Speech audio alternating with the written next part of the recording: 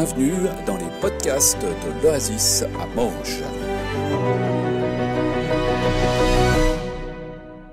Merci. Voilà, bonjour. Tout le monde est en forme. On a parlé de pouvoir louer Dieu avec la forme de nos cœurs, de nos corps et tout. Ben voilà. On est exactement là-dedans. Donc c'est vrai, dans cette période entre la résurrection et puis l'ascension, en fait, dans ce temps de 40 jours, en fait. Et dans le texte que vous voyez ici, pendant 40 jours, il leur apparut et leur parla du règne de Dieu. Alors, je me suis dit, on va faire une petite enquête. Qu'est-ce que Jésus a raconté pendant ces 40 jours ? L'enquête n'a pas été facile, en fait. Parce qu'en fait, à part ce texte-là, il n'y a rien, en fait. Sacrée enquête, hein. Donc voilà, je vous souhaite un bon dimanche. Alors j'ai commencé par me poser, mais 40 jours, qu'est-ce que ça pourrait bien représenter ? Alors, il y a plein d'éléments autour du chiffre 40. Alors, il y a les 40 jours où Moïse a passé sur la montagne à recevoir la loi. Il y a les 40 jours dans le désert, 40 ans, par exemple, dans le désert du peuple d'Israël. Il y avait 40 jours et 40 nuits de pluie pendant qu'il y a eu l'inondation sur tout le déluge, en fait. Il y a les 40 jours de jeûne pour Jésus dans le désert. Enfin, les 40, il y en a vraiment une belle série, en fait, dans la Bible. Et puis, si on regarde un petit peu les enseignements des rabbins, pour eux, ils disent 40, ça représente un peu un cycle complet d'enseignement. Donc 40 ans d'Emmaüs, 40 ans d'Acheté, voilà. ça permet d'avoir fait le cycle complet. Donc c'est bon, on peut y aller encore un moment. Il y a certaines aussi théories un petit peu comme ça, complotistes, qui parlent que pendant ces 40 jours, Jésus aurait transmis des enseignements ésotériques à ses disciples. Donc les complots, ça existe déjà depuis longtemps. Il y a aussi des théories qui diraient que Jésus a enseigné comment développer et construire, comment organiser l'Église pendant ces 40 jours. Mais en fait, ce n'est pas ce que nous dit ce texte, en fait. Il nous dit, pendant 40 jours, il leur parla du règne de Dieu, du royaume de Dieu. Et puis, pendant ce temps, Jésus a dû reprendre un petit peu avec ses disciples, peut-être, l'ensemble des enseignements qu'il leur a donnés. Il a dû leur partager aussi, peut-être, pourquoi il était venu sur la terre, pourquoi il était venu là, qu'est-ce qu'il avait à transmettre, etc. C'est un peu comme un passage de témoin. Jésus passe le témoin à ses disciples. Voilà moi ce que j'ai fait, voilà pourquoi j'ai été appelé. Et puis maintenant, je vous transmets le témoin avant de m'en aller, parce que c'est à vous de continuer, en fait, ce que j'ai commencé. J'ai annoncé et vécu le royaume de Dieu. Et si on cherche dans la Bible « royaume de Dieu » ou bien « royaume des cieux », il y a près de 110 textes qui en parlent. Alors j'ai fait toute la liste des 110 textes, je les ai tous lus, pas appris par cœur. Mais c'est vraiment intéressant. Alors royaume de Dieu, royaume des cieux, c'est vraiment, juste une petite parenthèse, mais ça se trouve dans Matthieu. Matthieu qui parle plutôt à des Juifs, et puis comme ils ne doivent pas prononcer le nom de Yahvé, en fait, qu'on chante, nous, allègrement, mais en fait, les Juifs ne devraient pas le prononcer, en fait. Donc il a parlé du royaume des cieux. Voilà, c'est juste pour éviter le mot. Mais sinon, c'est un peu la même chose. Alors Jésus a partagé avec ses disciples tout ce qu'il a fait, et puis il ajoute encore peut-être aussi ce qu'il a vécu, la fin, sa mort, sa résurrection, l'ascension qui va venir, la Pentecôte qui va arriver. Voilà, ces choses-là viennent comme compléter un petit peu l'ensemble. Alors j'ai pris quelques éléments, et puis du ministère de Jésus en fait. Jésus, je dois annoncer la bonne nouvelle du règne de Dieu. C'est pour ça que je suis venu. Donc c'est vraiment un élément central de l'enseignement de Jésus qu'on a mis un peu de côté, un peu comme ça. On s'est dit, on ne savait pas trop quoi faire avec ce royaume de Dieu, donc on va le laisser un peu de côté, puis on va parler des autres choses, du côté éthique, etc. Mais en fait, Jésus, il est venu, premièrement, pour annoncer le royaume de Dieu. Alors dans mon enquête, je me suis dit, d'où ça vient en fait ce royaume de Dieu ? Donc un des 110 textes parle du royaume de Dieu qui se trouve dans l'Ancien Testament, étonnamment, un rêve de Nabuchodonosor, que vous connaissez bien, bien sûr, que Daniel doit interpréter, hein, et il dit « Le Dieu des cieux établira un royaume qui ne sera jamais détruit et dont la souveraineté ne passera jamais à un autre peuple. » Voilà. Donc il annonce vraiment le royaume de Dieu, il est déjà annoncé là. Et puis un autre rêve, mais de Darius cette fois, hein, et puis il est le Dieu vivant, celui qui subsistera toujours, son règne ne cessera jamais, hein, sa souveraineté jusqu'à la fin. Donc on voit déjà dans le livre de Daniel, qui est quand même assez ancien, qu'il y avait déjà quelque chose qui parle du royaume de Dieu. Et puis je me suis dit après, alors en quoi consiste ce royaume? Et Jésus, qu'est-ce qu'il annonce quand il vient? Il annonce ce qui se trouve dans Ésaïe, en fait. Hein. L'Esprit du Seigneur, il m'a choisi pour son service, donner la mission d'apporter aux pauvres la bonne nouvelle, prendre soin des désespérés, proclamer à ceux qui sont captifs qu'ils seront libres, dire aux prisonniers que leur cachot va s'ouvrir. Ma mission est d'annoncer l'année où le Seigneur manifestera sa faveur à son peuple, etc. Ça fait partie, en fait, de la manifestation du royaume de Dieu, hein, du comment le royaume de Dieu avance. Et puis il est repris dans Luc 4, c'est quasiment le même texte qui reprend quand il annonce, quand on lui donne les rouleaux, il est dans la synagogue, on lui donne le rouleau d'Ésaïe et il lit ce texte et il dit « Maintenant ces choses sont réalisées ». Et ça passe pas super bien auprès des pharisiens, en fait. Hein. Dans Marc 1, au verset 15, il dit ceci: le règne de Dieu est tout proche, le moment favorable est venu. Donc sa venue, et puis dans le contexte du moment, le moment favorable est arrivé. C'est maintenant que Jésus est appelé à parler du royaume. C'est l'irruption du royaume. Donc on a notre histoire qui se déroule, et tout d'un coup, le moment favorable arrive, et c'est là que Dieu manifeste en fait son royaume. Alors il y a plein de textes autour de Jésus qui parlent du royaume. Hein. Donc Jésus il dit « Heureux les pauvres, ils verront le royaume » dans le Sermon sur la montagne. Dans le Notre Père, hein, « Que ton règne vienne, ta volonté soit faite sur la terre, etc. » Et dans mon cœur en premier, je dirais. Hein. Il nous dit aussi, si ça c'est dans le contexte d'opposition avec les pharisiens, si je chasse les démons par la puissance de Dieu, alors le royaume de Dieu s'est approché. C'est en Matthieu 12. Hein. Il nous dit aussi, le royaume de Dieu est proche, hein, ou le royaume est en vous, ou le royaume est pour vous. Enfin voilà, il y a plusieurs formulations comme ça, hein, qui parlent de royaume. Il nous dit aussi, mais cherchez d'abord le royaume de Dieu. Matthieu 6, 33, cherchez d'abord, premièrement, comme une priorité, cherchez à vivre finalement les choses du royaume. Alors on avait vu dans une église en pleine forme, hein, si vous vous souvenez, les formes elles sont encore là-bas, il y a encore les petits dépliants et tout ça. Il y avait ce moment hein, dans le cycle de notre vie où tout d'un coup il y a des irruptions comme ça de Dieu dans notre parcours d'histoire, comme on le voit ici. Dans notre histoire personnelle, il y a des moments où tout d'un coup, il y a une intervention de Dieu dans notre temps. Hein.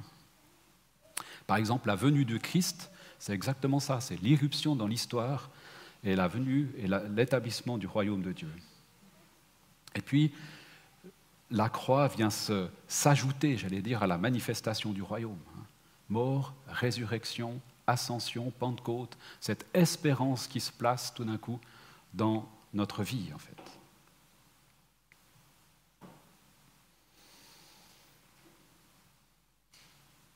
Alors, les 40 jours, c'est un peu comme un marqueur. C'est un marqueur un peu dans l'histoire, c'est un marqueur dans les textes pour nous dire qu'il y a un passage de témoin, une transmission. Hein. Maintenant, c'est à vous de prendre le relais. La mission de Jésus devient la mission des apôtres. Ça devient, dans les actes, la mission de Paul. Paul, il va rencontrer Jésus, vous connaissez l'histoire probablement, sur le chemin de Damas, etc., à cheval, il tombe, enfin voilà, et Jésus lui parle, en fait. Hein. Donc il y a une rencontre entre Jésus ressuscité et Paul. Et Paul devient porteur, lui aussi, de cette mission d'aller proclamer la bonne nouvelle.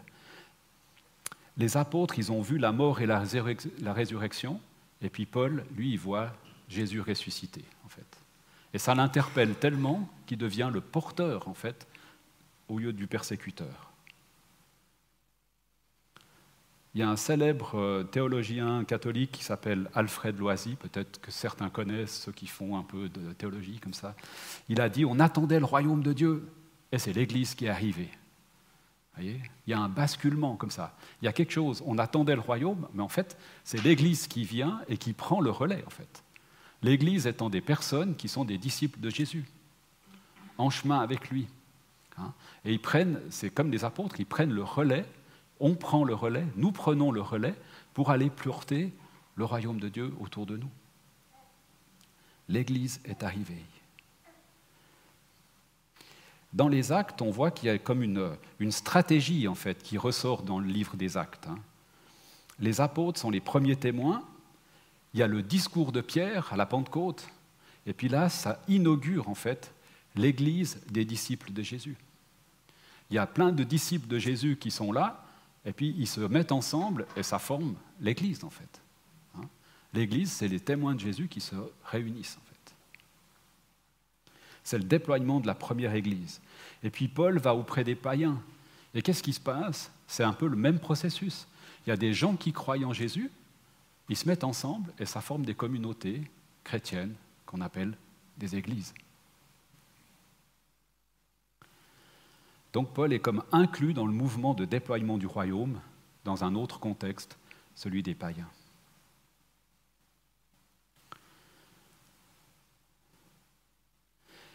Et puis, on parlait tout à l'heure de royaume, on parlait de roi, on parlait aussi que le roi, des fois, il donne des directives, il donne comme des ordres, en fait, des impératifs. Et les impératifs qu'il donne, ou les ordres qu'il donne, c'est des choses qui sont impérativement nécessaires à notre vie de chrétien, en fait. Vous voyez ? Ce n'est pas un impératif comme un ordre contraignant parce qu'on veut absolument que les gens vivent certaines choses, où on les oblige par la force à vivre quelque chose. Ce que Dieu nous donne comme ordre, c'est parce que c'est nécessaire à notre vie, à notre relation avec lui. Il nous dit, allez porter plus loin ce que vous avez compris et reçu, aimez-vous les uns les autres. C'est des choses qui sont impérativement nécessaires. Si on regarde dans la fin du livre de Marc, c'est assez intéressant, la finale, tout le monde sait qu'il y a une finale longue, une finale courte, bref, on s'en fiche un peu. Mais ce qui est intéressant, c'est que d'abord, les disciples, les apôtres, n'ont pas cru que Jésus était ressuscité. Il y a eu ce moment où ils n'ont pas cru. Ils n'ont pas cru les témoins, ils n'ont pas cru les femmes qui revenaient du tombeau, ils n'ont pas cru les disciples d'Emmaüs, comme on les appelle, qui sont revenus pour leur dire « mais on l'a vu ». Ils n'ont pas cru. Et puis Jésus va un petit peu les reprendre, ou leur reprocher, en fait, leur manque de foi. Leur manque de foi. S'être obstiné à ne pas croire. C'est quand même dur, ça. Obstiné à ne pas croire. Heureusement, on n'est pas comme ça, nous. Et puis Jésus les dit, voilà, vous allez aller dans le monde entier, annoncer la bonne nouvelle, et puis il y aura des signes extraordinaires qui vont accompagner votre témoignage. Et puis il dira,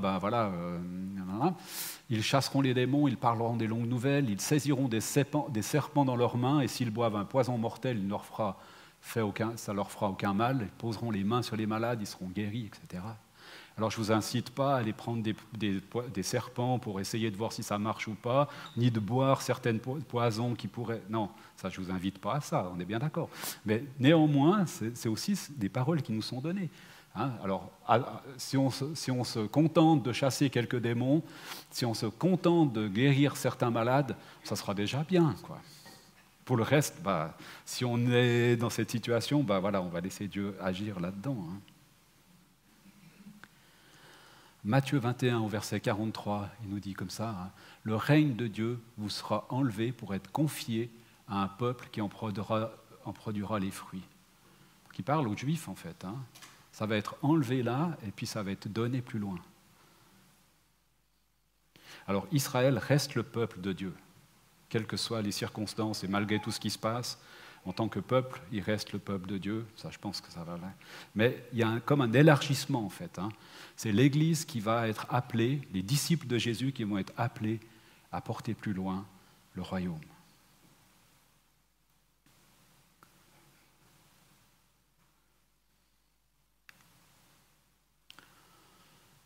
Toute personne qui fera appel au Seigneur sera sauvée.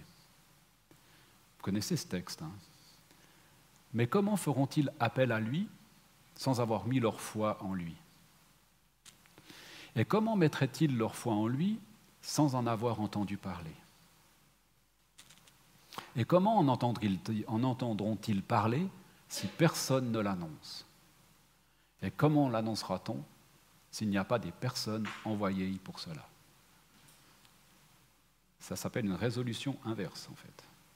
Pour que ça puisse se produire, il y a certains éléments qu'il faut mettre en place, en fait.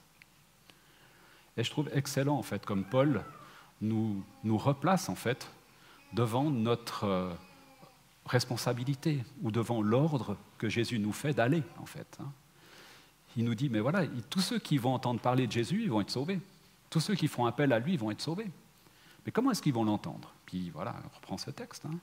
Et je trouve que le déroulement dans ce sens m'interpelle personnellement. Alors je dirais que c'est un peu notre mission aujourd'hui. Parce que le royaume de Dieu, quand ils en parlent, en fait, vous savez, en français ou en grec, en fait, il y a le présent, le passé et le futur. Hein. Et puis en hébreu, il y a l'accompli, c'est des choses qui sont accomplies, puis des choses qui ne sont pas encore accomplies. Et puis, le royaume de Dieu, ça dépasse un peu tout ça, en fait. C'est hors de tout ça. Ce n'est pas quelque chose qui a déjà eu lieu puis qui est fini. Ce n'est pas quelque chose qui viendra puis qui n'est encore pas là. C'est déjà là, comme on le dit toujours, hein, c'est déjà là puis c'est encore pas là.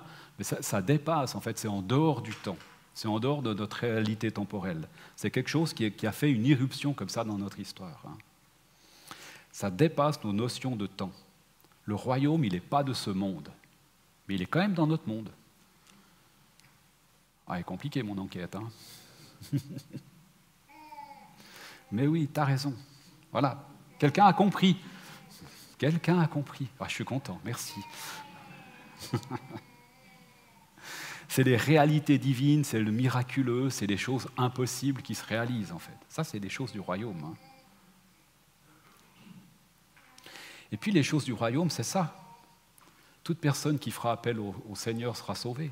C'est mettre en connexion en fait des personnes avec la réalité du Christ. Puis ensuite, ça se passe entre Christ et la personne, quoi. Nous, notre rôle, c'est d'être des connecteurs en fait. On est des prises électriques. Vous voyez, on connecte, clique comme ça. On fait cliquer les gens avec Jésus en fait. C'est tout ce qu'on est appelé à faire en fait. Ça va? C'est pas trop compliqué ou bien? Vous êtes des connecteurs spirituels. Alors pour conclure mon enquête, en fait, Jésus nous dit « Je ferai de vous des pêcheurs d'hommes », d'humains en fait. Hein. Donc on va aller à la pêche. On va aller à la pêche. Hein. Et puis il nous dit celui qui croit en moi fera aussi les œuvres que je fais, et il en fera même de plus grandes. Alors ça, je vous l'ai déjà un peu dit, hein, mais est-ce que dans ce contexte, on est prêt à prendre le relais? On pourrait revenir sur l'image du relais, je ne sais pas où elle est, mais quelque part par là, voilà, hop là, un coin, là. Est-ce qu'on est prêt à prendre le relais? Est-ce que je suis prêt à devenir porteur du royaume, si on veut bien dire ça comme ça, à partager finalement avec d'autres le royaume, à partager avec d'autres ce que je vis des réalités du royaume, de mon espérance. Est-ce que je suis prêt à ça, en fait? Parce que quand Jésus nous appelle, il y a comme un double mouvement. Quand il a appelé ses disciples, il leur a dit « Viens et suis-moi ». Alors, viens, en fait, tout d'un coup, on croit que Jésus est Jésus, en fait, hein, et puis ça, on le croit, puis on vient. Mais est-ce qu'on est prêt, ensuite, à faire le chemin qui va l'étape plus loin, de dire non seulement je suis venu, mais maintenant je vais suivre. Ça veut dire qu'on entre dans un chemin avec Jésus. On commence à obéir au roi, en fait. Et puis plus on obéit au roi, plus on va croire, parce qu'on va voir les choses se réaliser. On va voir que tout d'un coup, j'ai parlé à cette personne, et puis il a cru. Il s'est connecté avec Jésus. Il est à l'église le dimanche. Puis bon, s'il n'est pas à l'église, c'est pas grave. Mais il a cru en Jésus. Il est en chemin avec lui. Voyez ? Donc plus j'avance avec Jésus, et plus je vais croire en fait en lui. Et moi, je crois que là, il y a comme une clé en fait. Hein, parce que souvent, on a dit, viens, ok, on est venu, viens et vois, ok, on voit. Mais là, Jésus nous dit, mais suis-moi en fait.